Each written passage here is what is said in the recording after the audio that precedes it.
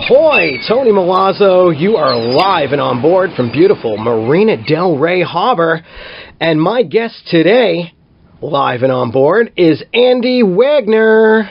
Woohoo! All right, Andi. Thank you for coming down to the water. Are you kidding me? A chance to come down and see a boat and hang out in the sun?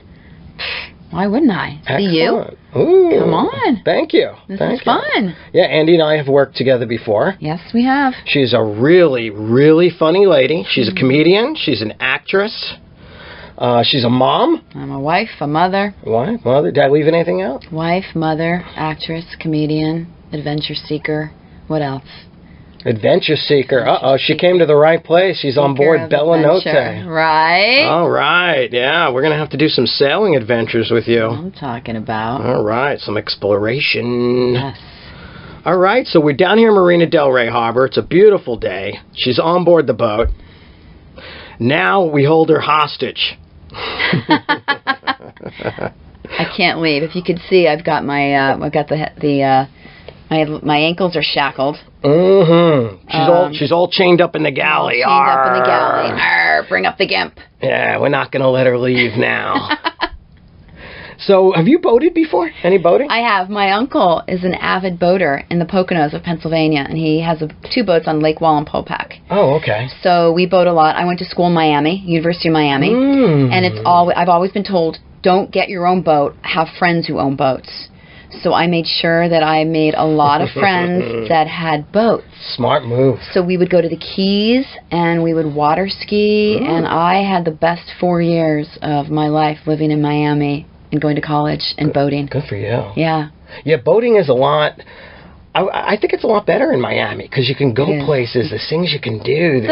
Everything's on the water. Everything's on the water. You just pull up to anywhere there's bars everywhere along the beach, along the coast. Yeah, Marina Del Rey here is beautiful, but I heard back maybe in the 80s you were able to pull up next to restaurants, and this place was happening. Yeah, no longer. But it's no longer happening. No. No. I mean, it's happening because we're here. Marina Del Rey is still happening. Yes. It's happening because Live and On Board is recorded from Marina Del Rey Harbor, so it's still happening. Tony Milazzo's boat is happening. That's right. It is happening. And it's ready for adventure, so you're going to have to come sailing with us. I'm ready. Yeah? Any other water sports that you like? I'm a scuba diver. I'm certified. Oh. I'm a certified scuba diver. When I first met my husband, one of the questions he asked was, do you scuba dive? And I said, no, but I snorkel. He said, well, if we get married and we go on a honeymoon and we're going to go somewhere exotic, you got to learn how to scuba dive. And I said, bring it on. So I was certified and we went to Fiji. Oh, nice. So I went diving in Fiji, went diving in Costa Rica, Channel Islands in the kelp forest. That was fun. Florida. So yeah, I love I'm a water sign. My birthday's July 18th. Oh, okay. And anything having to do with water, I'm all about it. I'm all about water skiing and snorkeling and jet skiing. Did a lot of that in Florida. Diving. Yeah, I have no fear of the water. I learned how to swim in the water, in the ocean. My grandfather, when I was younger, he didn't believe in swimming lessons. They didn't believe in spending money on things. Why would you spend money on a swimming lesson when I could just throw you in the ocean and teach you how to swim? That's how I was taught how to swim. Right? Just kept throwing me in. Throwing me in. I was like 4 drowning. Yeah. My mother was screaming. Oh, my God. And my uncle was like, that's how you learn.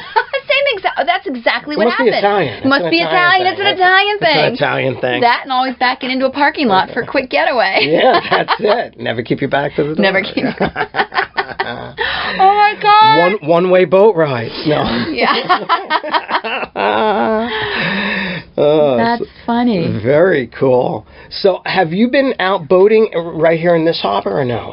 Have you gone out yet? No. The only thing I've done is stand-up paddleboarding from this harbor. Yeah, I do stand-up paddle. That's a big sport right now. It is a big sport. It's really catching on now. It's a sport. Well, I mean, it takes it's core. It does a big core workout. It's a big core workout. Right. It's not really a water sport. I mean, you're in the water, but what do you really do? I guess if you're riding the waves like surfers do, which I don't. Right. I'm not into the riding the waves yet. But yeah, as long as you can stand up and not fall in, that's the goal of... Yeah, I always see a line of them going out the entrance to the harbor. Yes. And they don't have any life jackets on. No. Which confuses me because I get pulled over, you have to have life jackets, a horn, flares. That's funny. And you're on a paddle board with no life jacket and a paddle standing up You know, now that you mention it, No one sees a problem? I see that you're right. There's a problem there. Because let's say the board starts to float away, and you only have the paddle, which is pulling you down. What do you do? What are you doing? I don't know. You're right. There's no rules. There's no fair. laws. They're going to have to come up with something now with this new sport. It's not fair. You're right. But who wants to wear? I hate They wearing need to be life regulated. jackets. Well, neither do I, but you have to have them. Maybe just the inflatable, some sort of waist something pouch, around the waist. something. Yeah. Well, why don't we invent something? We'll have to. We'll have to. So, entertainment. I work with you in stand-up.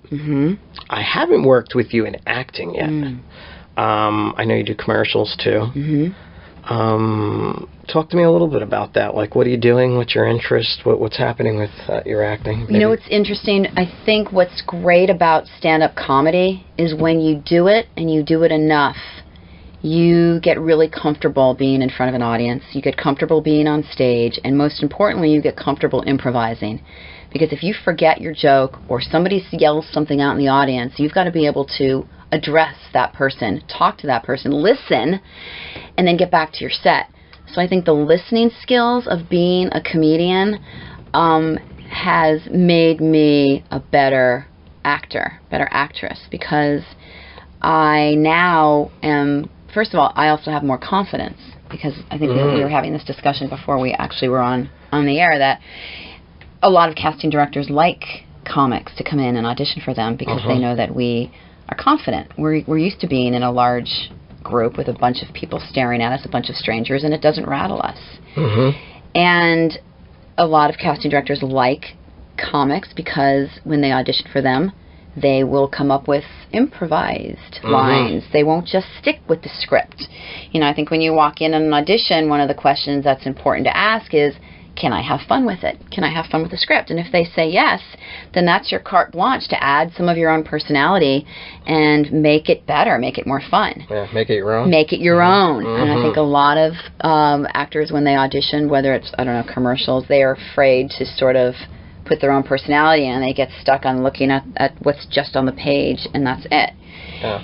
And I got into commercials because I took a comedy class, and my comedy instructor was talking to the class about how many auditions he goes on and how many commercials he books. And I thought, well, hey, if he's getting out there and he's in his mid-50s, I'm not dead yet. You know, I'm in my mid-40s, and I'm still in shape. I've got a 10-year-old who keeps me on my toes. But why not go out for the mom roles? If you look at commercials, there are a lot. Those hot mom roles? The MILF roles. She's a hot mom. The MILF roles, yeah. So I think it was a great move, if I do say so myself. I listened to him when he was talking about these auditions, and I said to him, I go, hey, how about giving me the name and number of your agent, and maybe you could put in a good word for me, and maybe I can get a meeting. And he said, absolutely, I'll give you his name and number.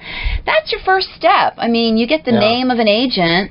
But I ask people in the business when I want to switch agents, or I'm shopping for an agent, and they say, oh, no, I can't, or oh, no, they're not looking for anybody. I think that's bullshit. I think, it is. How do I know that? It is. Well, how do I know what my agent is looking for? Well, they don't want you to have their agent. That's bullshit. I don't believe in competition. It's like a shutdown. They shut you down. I think the more I can help others, the more will come back to me. I agree. It's karma. I always do. You do. You are amazing, and always do that. I'm so grateful to you, because I'll never forget. I saw one of your billings for a show that you were producing. Was it Women? Dirty Divas. Dirty Divas. And I was at West Side Comedy Theater watching a show, and I saw your flyer, and I noted the date, and I went, that's really interesting that he has comedians who must be dirty. And, you know, my set's not super clean, so I thought that might be a really nice show to do. And I remembered the name and the show, and I went that night, and I made a point to introduce myself to you. And you were so gracious, and you said, listen, give me your name and number. Here's my email. Send me some of your footage. And I can't promise you anything, but if I like your stuff, maybe I'll get you on a show. And you did. And not everybody would do that. Yeah. You know? Several shows later. We've done at least 3 shows together. Yeah, at least. Yeah. So you're a funny lady, though. Thank you are you. hilarious. I appreciate that. You are hilarious. Thank you so much. Yeah, and I could tell you were really humorous when you came up to me, and your personality, and that means a lot. I was like, yeah, no, you got to get this lady on. And I had it takes balls to walk up to somebody who you don't know and to have confidence in yourself and say, hey, I want to do a show with you. Oh. And I want you to take a look at my stuff and let me know. And you did. And we did. So I think it's really important for all of us in the industry to help each other. That's what it's about. Yeah. So he was really gracious, too, in giving me the name. He's like, absolutely, call my agent. Because, listen, the agent, A, didn't have to call me back. No. B, he didn't have to interview me. And even if he did and he didn't like me, it's no skin off his back. Exactly. And it's no skin off the back of the teacher who gave me the name and number. If anything, when they did sign me, they called him and said, hey, thank you. Good stuff. Yeah. Good stuff. Oh, yeah. When I do a referral, it comes back to me. Exactly. Oh, yeah. You turn them on to some talented people, especially you're talented. I wouldn't hesitate to turn you on to my agent. Thank you.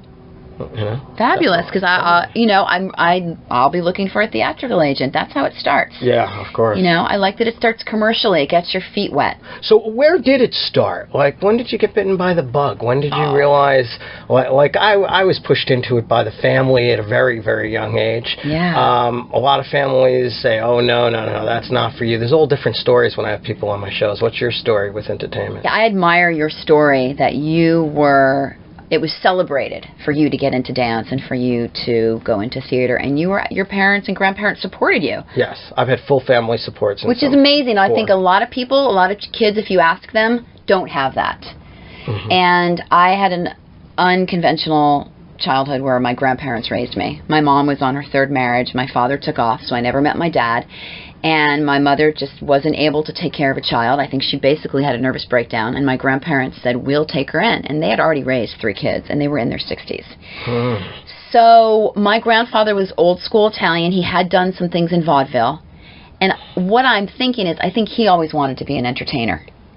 But he didn't have the support, and he didn't. And he actually was the business manager for Rocky Marciano. Oh, wow. So that was his sort of closest thing to entertainment, was being, with Rocky Marciano. Yeah. And that was his... I'm a big fan of Rocky. Are you big? We didn't even talk about this before we got on board. And boxing. We talked a little bit about boxing. About boxing and the Stallones, but... That's right. We would watch Rocky Marciano, old fights, on Friday nights at the house, over and over and over, and pick them apart. Oh, my gosh. I should have brought... I've got photos of him holding me as a baby. And Ingemar Johansson is another fighter. Really? So I've got these crazy photos of me as a baby. Do you have that on your Facebook? No, but you know what? You need that. I'll do a throwback Thursday. Yeah, okay. But see, a lot of people don't even know who that is unless you're into boxing. The real Rocky.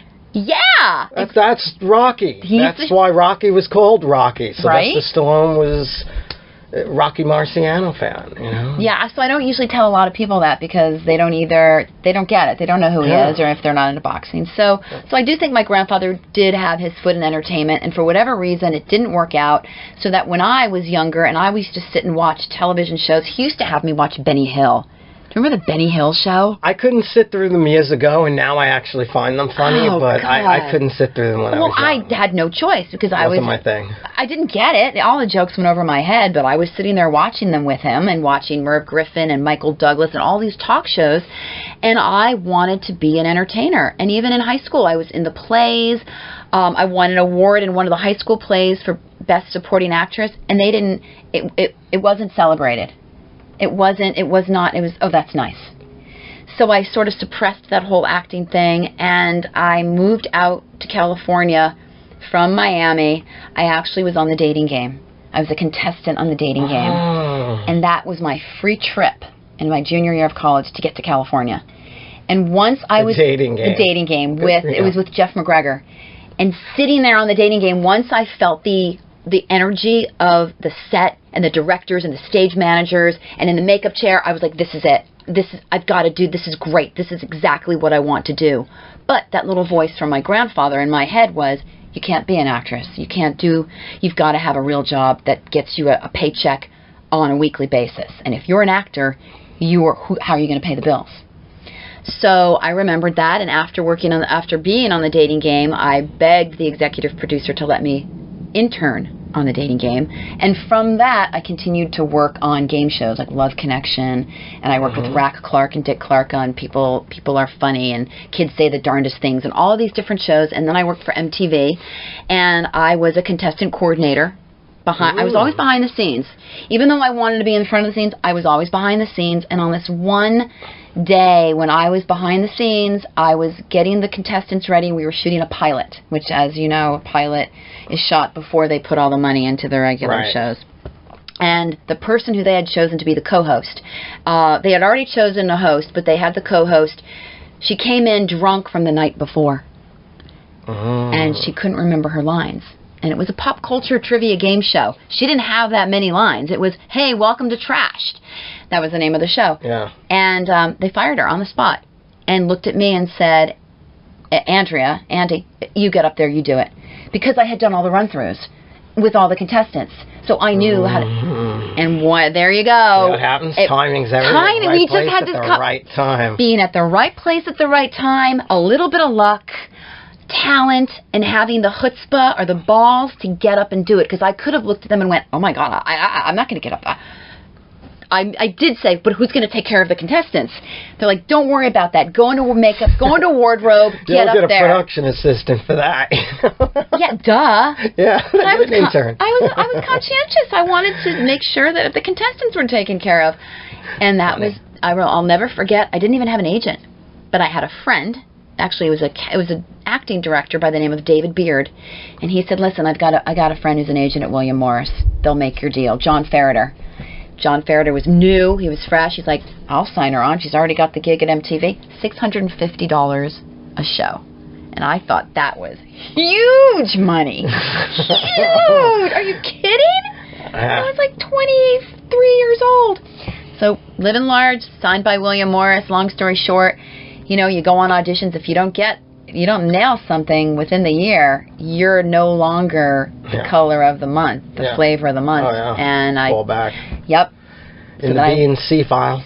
There you go. Yeah. So back to waiting tables, and I was like, screw this, and then I went back into production again, and I didn't start to think about getting on stage or doing something in front of the camera until after I had a child, until I had a midlife crisis, and my son was 8 years old, and I was falling into a deep depression, and I looked at myself in the mirror, and I was like, is this as good as it gets? Is this it? Is it just, not that I don't love being a mother, because I do, but when you put your own enjoyment or life aside, and you put 110% into this one little being, it's not healthy. It's not good for yourself or for the marriage, because happy wife, happy life. Happy wife, have better mother.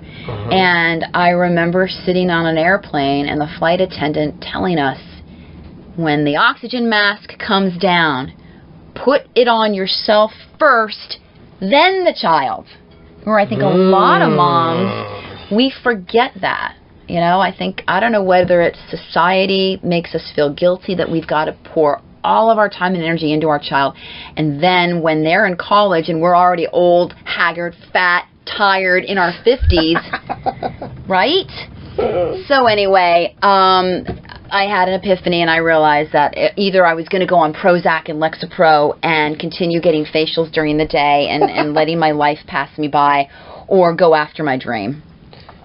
Well, I'm glad you picked Go After Your Dream. So I picked Go After My Dream, and it was just a fluke that it happened to be comedy, because I didn't know what the hell to do. I didn't even know that I was going to be in comedy, and I have a friend who was a casting director, and she said, I'm casting the show for Nigel Lithgow and Rita Rudner. Why don't you come in and read? It's called Funny Moms. It's a pilot. It's a presentation. It's not even a pilot, but they're looking for moms who are funny. They wanted to make like a reality show. Right. That's what's cheap.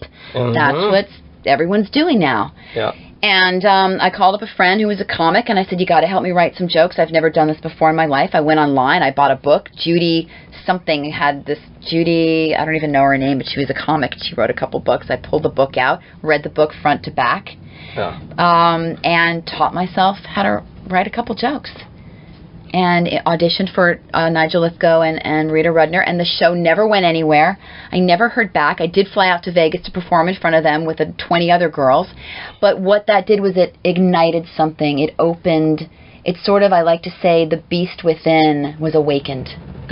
Something happened on that stage when I was telling jokes, and there were only 3 people in the audience. It was Nigel Lithgow and Rita Rudner and the PA, which to me is harder to have to tell jokes. Oh, yeah. I mean, full room. Yeah, you got 3 people harder. staring at you, and they're purposely not laughing because they want to see how you handle the pressure. Right. And you just got to keep going. You know, you just have to pretend that you hear the laughter, and you just keep putting all into your jokes.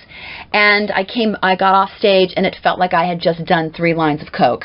I felt like I was back in Miami in college. And I was like, oh my God, I love this. This is great. I want to continue to do this. I went to Flappers, took a 10-week comedy course because I needed to learn how to write jokes. I think a lot of comics these days, they think they can just get up on stage and talk and tell stories. Yeah. But there's structure. There is. There's structure. And if you can learn the joke structure, you'll be a better comic, I think. You'll have some comics who will disagree and say, no, you know, because sometimes when you take a class, it throws everything off. I think it's good to have a little. You need to learn rhythm, tempo, timing, the setup. Exactly. The punchline. You need to know like how to deliver it. How to deliver. Have tags. How to become a good weaver and weave your stories, your jokes. Exactly. Transitions. All of it. And then the rest comes when you do all the open mics a lot and you keep going out, and then you learn and you make mistakes. And if you're a good actress and an improver, that brings a lot to the table, too. Brings a lot to the table. Because both ways. Both ways. For the comedy and the comedy for the acting. Right. So you find yourself you're a way better actress now? I do. Because I'm not as nervous. And again, I'm not in my 20s, which I think helps, too. Really? Yeah. You look like you're in your 20s. Oh, God bless you. Thank you. No. But I have to say, and this is so funny, but nutrition is everything I'm learning. The more you eat healthy, I swear you can chop off at least 5 years. If you stay away from the caffeine and the sugar and the crap and the... I've been screwing up lately. Oh, no. I got a gut. I've been eating cake and cookies and all the crap. I fell off my whole workout thing. But you'll feel better. Still working out, but not as consistent. But 2 or 3 times a week. It's like spinning your wheels when you're eating chocolate bars and cake. It's not enough. Your wheels. You're spinning your wheels. Everyone thinks that they could work out so they could eat like shit, and it's the opposite. I was watching somebody the other day. Oh, I'm going to the gym. Can't wait to go eat at the gym. Can't wait to go. They drank. This isn't eat. You really have to be careful what you drink. A couple 1,000 calories in front of me in like a half hour. Oh, yeah. 3 or 4 different things from the fridge, pouring straight up milk. Oh, yeah. Then I was watching this going, wow, that was like more than a day's calories and a half hour of liquids. And a lot of sugar probably. And they're going to go work out? Right. What's the purpose? It's not. It's don't more bother. No, don't bother. Don't bother. It's the food. Go eat and drink yourself to death already. And the alcohol. The alcohol puts on the pounds. Oh, yeah. You know, so I stopped drinking alcohol. I'm not a big drinker. I never was a big drinker. I don't like the way I feel the next morning. Yeah, the older you get, the next morning sucks even harder. I know everybody's listened to the show and has even caught me drinking on the show because I had Alan Finn, and come on, he, Russian, Armenia. So the vodka came out immediately. The vodka. Doing vodka orange. Oh, straight vodka. All I got to announce was we're live and on board. And there were shots already. I was like, well, this show's going out. Jeez, 11 o'clock in the morning? Are you kidding? It was 9:30 or 10 when we did that show. And then did you take a boat ride, too, afterwards? No, we were in shape for a boat ride. There was no... I kept saying, don't do this at home, folks. No boating and drinking. No boating and drinking. Can't even boat. The boat was at the dock. Yeah. No. So you're not a party girl, huh? Not anymore. So when you're at the Comedy Store, I know you perform there, the world's famous Comedy Store, Sunset Strip. Yes. I've performed there. So you don't hang around afterwards and do shots with all the other comics? And I do not. Go to hell with yourself? I can't because I am still a mother. I am like that movie Punchline from back in the 80s with Sally Field and Tom Hanks. Remember that? Yeah. This middle-aged housewife just one day took her fuzzy slippers off, threw the dirty dishes in the sink, took off the oven mitts and said, fuck it, I'm going to do something for myself for once and I'm going to go do stand-up. unfortunately, you still have to come home and do the fucking dishes and take care of the kid and get him to school on time and make the lunches and the snacks. So it's finding that balance. You're going to be a mom forever, too. You're a mom forever. And again, I love being a mom. I was smart enough to only have one because I knew that if I had more than one, it would throw me over the edge. I'm just that type of person that's got to have one. And with the amount of work that it takes to just have one, I can't stay after the comedy and drink with the comics, and coming home at 1 in the morning, it was tough for me. So does your husband pick up some of the slack for you, though? He does. It's a boy. It's a boy, son, right? So I'm blessed. Good dad? Great dad. I good for you. must have done something really good in another life. I'm not even kidding, because I struck gold with this guy. I mean, he's a hard worker. He's a film editor. He's in the entertainment industry. He's in the entertainment industry. He is the most humble man. He will not tell you what he does, and even when you ask him, he flies under the radar because he's not good for him. Yeah.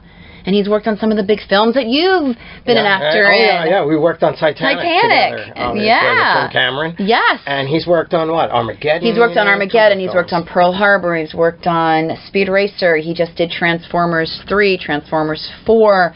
He's working on Terminator right now. We're going to have him on the show, maybe with you. I know, maybe the two of you another time would be fun. You think he'd come out? I don't know. I'd probably have to blow him. Well, as your husband, you should be doing that anyway. Yeah. At least on his birthday. At least on Labor Day. Labor Day. Because it is still work. I love that one. It's still work. Ba-dum-bum. This lady is a very funny lady. If you don't know Andi Wagner, or even if you do, you have to check her out. So I know they can Google you. Everybody can Google you. I got a website. It's prettyfunnymom.com. And I'm on YouTube. I'm on your channel, the Rat Pack channel. Yeah, Rat Pack Comedy on YouTube. Rat Pack Comedy and Facebook. Okay. Absolutely. Okay. And they could Twitter you on Twitter? I'm on Tweet Me. I'm on Pretty Funny Mom. I'm on Instagram. I was getting overwhelmed with all the social media. Yeah, it must be my age. There's a lot of it. I'm kind of overwhelmed right? too. It's overwhelming with the tweeting and the Instagram and the Facebook. So I should be apologizing right now because and the Vine. This is Tony Milazzo live on Twitter also, and I don't tweet enough. I know, guys. You guys have to tweet more to me, and I will tweet back. You got to tweet back. I will tweet back. I just don't tweet enough. Yeah, you need to tweet. I'm a twat. You're a twat if you don't tweet.